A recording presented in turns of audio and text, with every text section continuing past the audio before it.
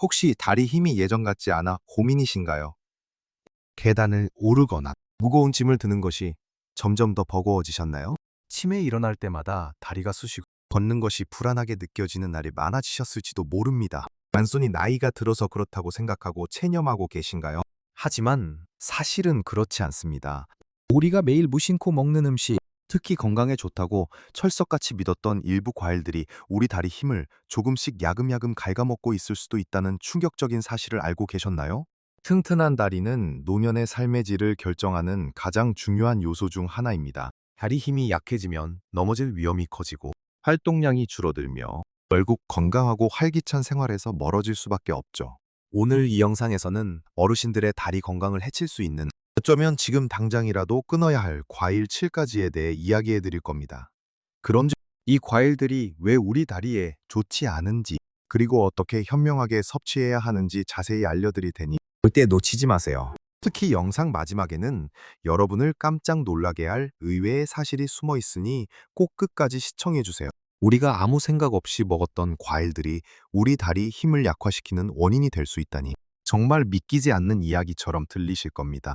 하지만 과일의 당분은 생각보다 강력한 영향을 미칠 수 있습니다. 특히 어르신들의 몸은 젊을 때와 달라서 혈당 조절 능력이 저하되어 있는 경우가 많죠. 과도한 당분 섭취는 혈당 스파이크를 일으키고 고리겠음 및 이는 염증 반응을 촉진하며 궁극적으로는 근육 손상과 약화를 가져올 수 있습니다. 우리가 무심코 집어드는 달콤한 과일 한 조각이 우리 다리 근육에 염증을 일으키고 회복을 방해하며 심지어는 근육 단백질 합성을 방해할 수 있다는 점을 간과해서는 안 됩니다. 그럼 지금부터 우리 다리 힘을 빼앗아 갈 수 있는 첫 번째 과일부터 자세히 알아보겠습니다. 바로 첫 번째 과일은 곶감입니다. 곶감은 겨울철 별미로 손꼽히며 많은 어르신들이 즐겨 드시는 간식이죠. 쫄깃하고 달콤한 맛이 일품이라 한두 개로는 만족하기 어렵고 한 번 먹기 시작하면 앉은 자리에서 몇 개씩 해치우는 경우가 흔합니다. 심지어 감기 예방이나 피로 회복에 좋다고 알려져 있어서 건강 간식으로 생각하는 분들도 많습니다. 하지만 곶감은 생감보다 당분이 훨씬 농축되어 있다는 점을 아셔야 합니다. 곶감 하나에는 밥 한 공기에 해당하는 탄수화물과 설탕이 들어있다고 해도 과언이 아닐 정도로 당분 함량이 높습니다. 이렇게 농축된 당분은 우리 몸에 들어오자마자 빠르게 혈당을 치솟게 만듭니다. 지역 착력, 혈당이 급격하게 오르면 인슐린 분비가 과도해지고 이는 만성염증의 원인이 됩니다. 염증은 우리 몸 곳곳에 영향을 미치는데 특히 근육과 관절에 염증이 생기면 통증을 유발하고 근육 회복을 더디게 만들며 결국 다리 근력 약화로 이어질 수 있습니다. 또한 혈당 스파이크는 체내 에너지 대사에 혼란을 주어 만성 피로감을 유발하기도 합니다. 첨은 식이섬유도 풍부하다고 하지만 당분 함량이 워낙 높기 때문에 혈당 조절에 어려움을 겪는 어르신들에게는 특히 조심해야 할 과일입니다. 완전히 끊을 필요는 없지만 하루에 한두 조각 정도만 맛보는 식으로 양을 엄격하게 제한하는 것이 중요합니다. 다른 과일이나 견과류와 함께 섭취하여 당 흡수 속도를 늦추는 것도 좋은 방법입니다. 간식으로 곶감 대신 삶은 밤이나 저당도 과일, 예를 들어 베리류를 선택하는 것이 훨씬 현명한 선택이 될 수 있습니다. 다음으로 우리 다리 건강을 위협하는 두 번째 과일은 바로 바나나입니다. 바나나는 흔히 건강에 좋고 소화가 잘 되며 에너지를 보충해주는 과일로 알려져 있죠. 특히 변비에 좋고 운동 전후에 에너지를 보충하는 데 효과적이라고 해서 많은 분들이 즐겨 드십니다. 간편하게 먹을 수 있고 부드러워서 치아가 약한 어르신들에게도 좋은 선택처럼 보일 수 있습니다. 하지만 바나나 역시 당분 함량이 상당히 높은 과일 중 하나입니다. 다리금 바나나 한 개에는 약 14, 15g의 설탕이 들어있는데 이는 콜라 한 캔에 들어있는 설탕량의 절반에 가깝습니다. 물론 바나나에는 칼륨이나 비타민 B2 같은 좋은 영양소도 풍부하지만 과도한 당분은 앞서 곶감에서 설명했듯이 혈당 스파이크와 염증을 유발할 수 있습니다. 바나나의 당분은 대부분 과당과 포도당 형태로 빠르게 흡수되기 때문에 혈당 조절에 취약한 어르신들에게는 부담이 될 수 있습니다. 특히 아침 식사로 바나나만 드시거나 식사 후에 디저트로 한두 개씩 드시는 습관은 혈당 관리에 좋지 않습니다. 혈당이 불안정하면 근육세포의 기능이 저하되고 근육 회복 능력이 떨어질 수 있습니다. 당분은 체내에서 체종당화 산물이라는 해로운 물질을 생성하는데 이 물질은 근육과 관절의 콜라겐을 손상시켜 탄력성을 잃게 하고 염증을 심화시킬 수 있습니다. 바나나를 즐겨 드신다면 한 번에 한 개 이상은 피하고, 가능하면 삶은 계란이나 견과류, 요거트와 같은 단백질이 풍부한 식품과 함께 섭취하여 당 흡수 속도를 늦추는 것이 좋습니다. 완전히 익은 바나나보다는 약간 덜 익은 바나나를 선택하는 것도 당분 섭취를 줄이는 데 도움이 됩니다. 이렇게 곡간과 바나나처럼 우리가 흔히 건강하다고 생각했던 과일들이 양 조절에 실패하면 우리 다리 힘에 좋지 않은 영향을 미줄 수 있다는 것을 기억해야 합니다. 우리 다리 근력을 약화시키는 세 번째 과일은 바로 포도입니다. 포도는 여름철 대표 과일로 달콤하고 상큼한 맛 덕분에 많은 분들이 좋아하시죠. 특히 캔베, 거봉, 샤인머스켓 등 종류도 다양해서 골라 먹는 재미도 있습니다. 어르신들 중에는 포도를 먹으면 기운이 나고 피로가 풀린다고 생각하시는 분들도 많습니다. 하지만 포도 역시 당분 함량이 매우 높은 과일 중 하나입니다.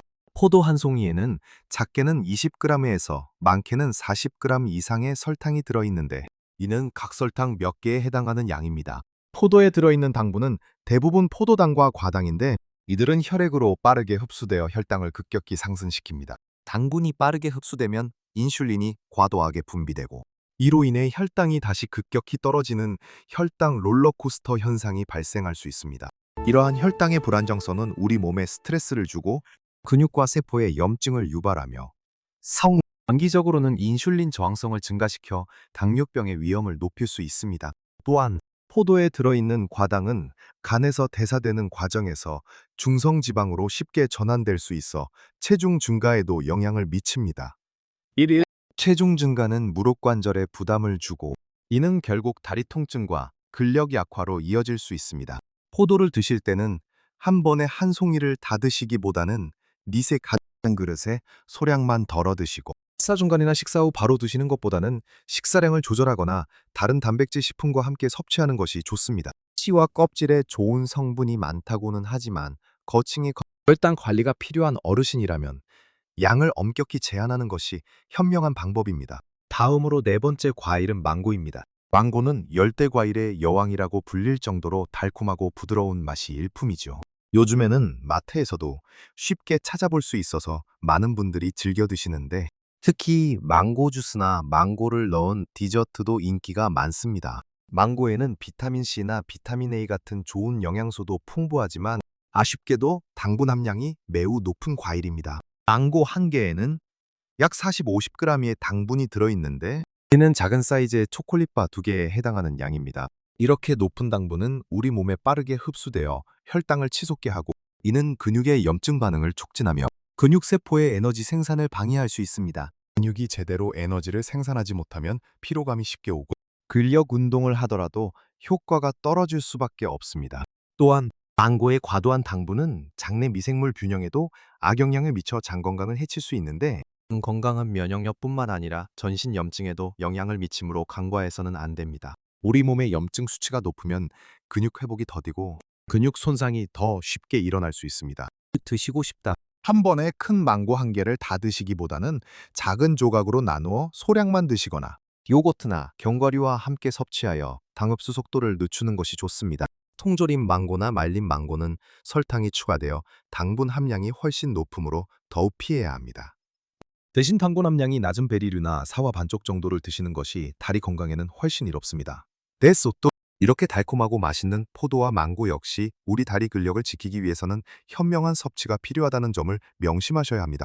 이 주는 달콤함 뒤에 숨겨진 높은 당분은 우리 몸에 생각보다 큰 부담을 줄 수 있습니다. 이제 다섯 번째 과일로 넘어가 볼까요? 바로 수박입니다. 수박은 여름철 대표 과일로 시원하고 갈증 해소에 탁월함이, 수분이 많아 몸속 수분 보충에도 좋다고 알려져 있습니다. 무더운 여름날 시원한 수박 한 조각은 그야말로 꿀맛이죠. 어르신들 중에는 수박이 물이 많아서 살이 찌지 않고 몸에 좋을 것이라고 생각하며 큰 덩어리째 드시는 분들도 많습니다. 하지만 수박 역시 당분 함량이 높은 혈당지수 CI가 매우 높은 과일에 속합니다. 혈당지수란 음식을 섭취했을 때 혈당이 얼마나 빠르게 오르는지를 나타내는 수치인데, 수박은 70도 75도의 정도로 매우 높은 편에 속합니다. 오이시면 흰쌀밥이나 떡볶이와 비슷한 수준입니다. 이렇게 높은 혈당 지수는 수박을 먹자마자 혈당을 급격하게 치솟게 만듭니다.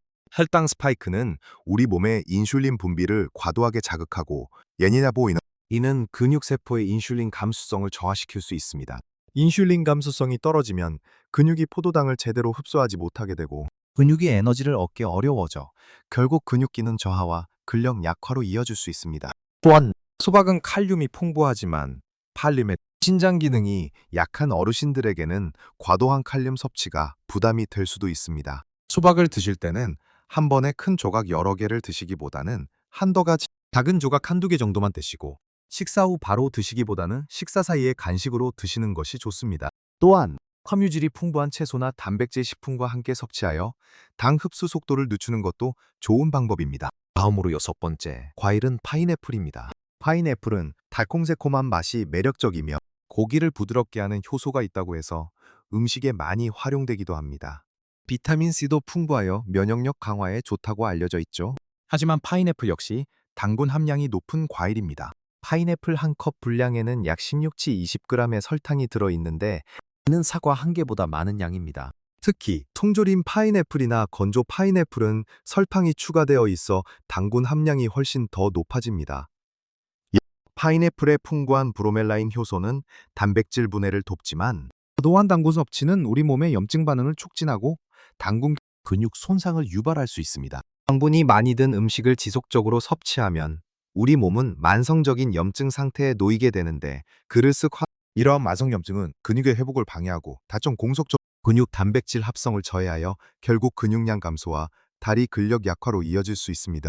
또한 파인애플의 산성 성분은 위장이 약한 어르신들에게는 속쓰림이나 소화 불량을 유발할 수도 있으니 주의해야 합니다. 파인애플을 드시고 싶다면 통조림이나 건조 파인애플보다는 생과육을 선택하고 한 번에 많은 양을 드시기보다는 작은 조각 몇 개만 드시는 것이 좋습니다. 식사 후 디저트보다는 식사 사이에 단백질이 풍부한 식품과 함께 드시는 것을 권장합니다. 마지막으로 7번째, 우리 다리 힘을 빼앗아갈 수 있는 의외의 과일은 바로 귤입니다. 귤은 겨울철 국민 과일, 상큼하고 달콤한 맛에 비타민 C가 풍부하여 감기 예방에 좋다고 알려져 있습니다. 한번 까먹기 시작하면 멈출 수 없는 중독성 때문에 앉은 자리에서 여러 개씩 드시는 어르신들이 많습니다. 하지만 귤은 작다고 무시해서는 안 될 정도로 당분 함량이 높습니다. 귤 한 개에는 약 10g 내외의 당분이 들어있는데 이는 작은 귤이라도 여러 개를 먹게 되면 쉽게 과도한 당분 섭취로 이어질 수 있습니다. 예를 들어 귤 5개를 먹으면 약 50g의 당분을 섭취하게 되는데 이는 망고 한 개와 비슷한 수준의 당분입니다. 그럼 귤에 들어있는 과당은 간에서 대사되는 과정에서 중성지방으로 쉽게 전환될 수 있어 과도하게 섭취하면 체중 증가의 원인이 될 수 있습니다. 체중 증가는 무릎 관절에 가해지는 부담을 증가시키고 이는 무릎 통증과 함께 다리 근력 저하를 유발할 수 있습니다. 또한 귤처럼 산성이 강한 과일을 과도하게 섭취하면 미산역류나 속쓰림을 유발할 수 있고 이는 소화 불량으로 이어져 전반적인 영양소 흡수를 방해할 수 있습니다. 영양소 흡수가 제대로 이루어지지 않으면 근육에 필요한 단백질이나 미네랄이 부족해져 근육 기능이 약화될 수밖에 없습니다. 귤을 드실 때는 하루에 한두 개 정도로 제한하고 한 번에 몰아서 드시기보다는 여러 번에 나누어 드시는 것이 좋습니다. 비타민C 보충을 위해서는 귤보다는 브로콜리나 피망 같은 채소를 섭취하는 것이 당분 섭취를 줄이면서 더 많은 영양소를 얻을 수 있는 현명한 방법입니다. 자, 이제까지 우리 다리 힘을 약화시킬 수 있는 7가지 과일, 즉 곶감, 바나나, 포도, 망고, 수박, 파인애플, 그리고 귤에 대해 자세히 알아보았습니다. 이 과일들이 왜 우리 몸 다리 근육에 부담을 줄 수 있는지 이해하셨기를 바랍니다. 덤물라. 핵심은 과일 자체가 무조건 나쁘다는 것이 아니라 과도한 당분 섭취가 염증을 유발하고 당을 불안정하게 만들며 결과적으로는 근육 건강과 다리 근력에 부정적인 영향을 미칠 수 있다는 점입니다.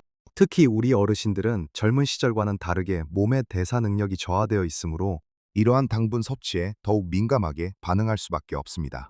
이 모든 내용을 들으시고 혹시 이제 과일은 아예 먹지 말아야 하나 하고 걱정하실 필요는 없습니다. 과일은 비타민, 미네랄, 식이섬유 등 우리 몸에 필수적인 영양소를 풍부하게 함유하고 있습니다. 중요한 것은 얼마나 그리고 어떻게 섭취하느냐입니다. 모든 과일을 멀리하기보다는 당분 함량이 낮은 과일, 예를 들어 베리류 블루베리, 라즈베리, 딸기 등